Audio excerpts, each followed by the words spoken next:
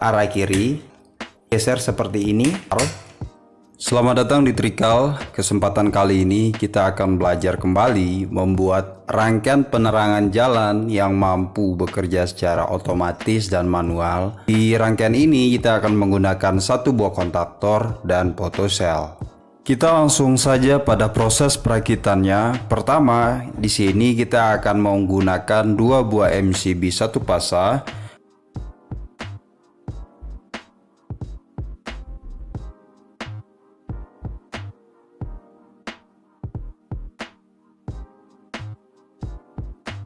Pada simulasi rangkaian ini, kita membutuhkan satu buah selektor switch, dan dua buah tombol start dan tombol stop, satu buah kontaktor, photocell, dan simulasi penerangan jalan atau dua buah lampu.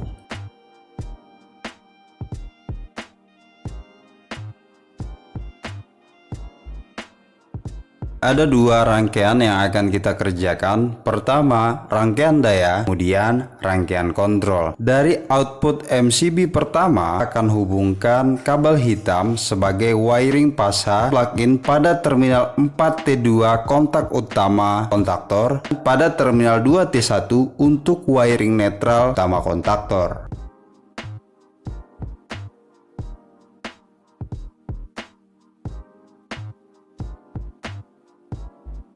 Dari output kontak utama pada terminal 1L1 dan 3L2, kita akan plug-in kabel biru dan hitam sebagai aliran output daya pada kontaktor, dan selanjutnya kita akan hubungkan pada dua buah lampu sebagai simulasi beban penerangan.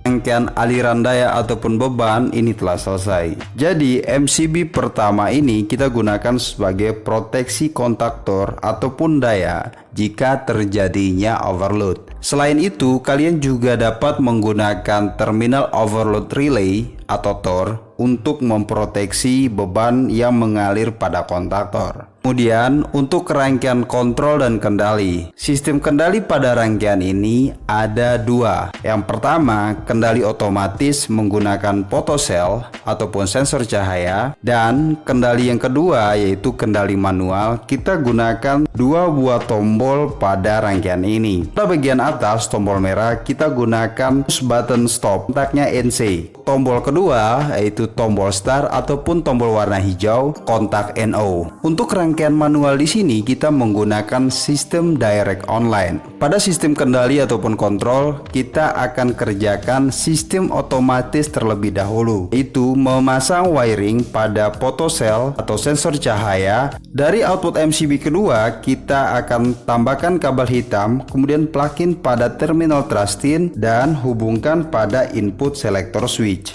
Setelah dihubungkan, maka kita akan menjumper ke bagian kanan ataupun bagian kiri dari selektor switch. Hal ini bertujuan untuk menjumper aliran listrik, karena pada selektor switch ini kita akan gunakan dua output yang nantinya akan bekerja pada sistem kontrol ini.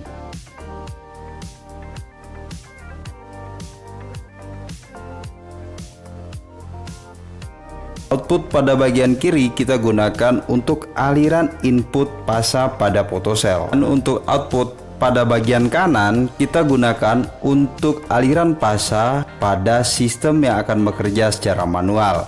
Dari output bagian kiri selektor ini kita akan hubungkan pada input photocell ataupun line photocell yang kabelnya berwarna hitam. Dari kabel merah photocell ataupun load pada wiring diagram photocell, kita akan plug-in ke terminal A1 coil kontaktor.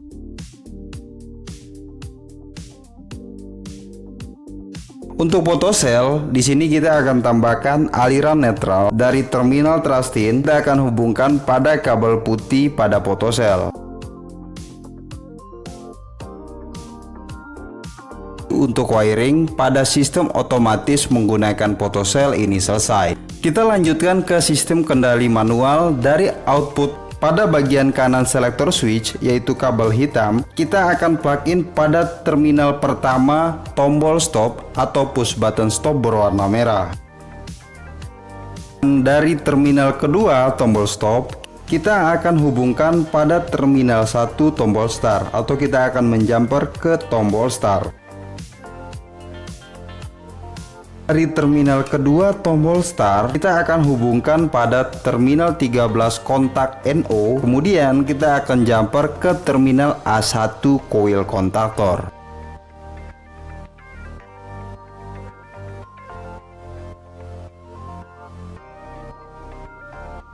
Dari terminal pertama tombol start, kita akan plug-in kabel hitam, kemudian hubungkan pada kontak bantu terminal 14 NO kontaktor.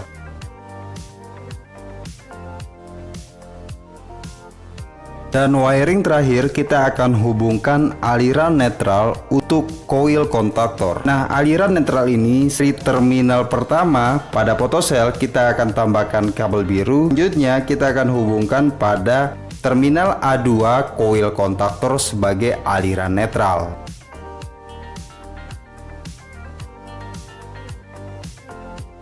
Langkah terakhir, kita akan coba mensimulasikan rangkaian penerangan panel listrik yang mampu bekerja secara otomatis dan bekerja secara manual. Langkah pertama yang kita lakukan, kedua MCB pada sistem ini kita on-kan. Nah, ketika on, maka aliran listrik untuk input daya pada kontak utama kontaktor mengalir, sedangkan MCB kedua, aliran listrik yang mengalir pada output MCB telah masuk pada input selektor switch. Selektor switch ini kita geser ke kiri, maka sistem yang akan bekerja pada rangkaian ini adalah sistem otomatis yang dikendalikan oleh photocell. Ketika selektor switch ini kita klik atau kita geser pada bagian kanan, maka sistem penerangan akan bekerja secara manual. Kita akan geser selektor switch ke arah kiri seperti ini. Saat ini penerangan tidak bekerja dikarenakan photocell tidak mendeteksi adanya kegelapan. Baca kegelapan atau intensitas cahaya selama 10 detik, kemudian mengeksekusi kontaktor. Nah, situasi ini photocell membaca situasi pada malam hari. Ketika kap ini saya angkat, maka photocell akan membaca kondisi siang hari atau adanya cahaya dan menonaktifkan kontaktor dan aliran listrik yang mengalir pada sistem penerangan ini. Dan saya akan coba simulasikan kembali, perhatikan.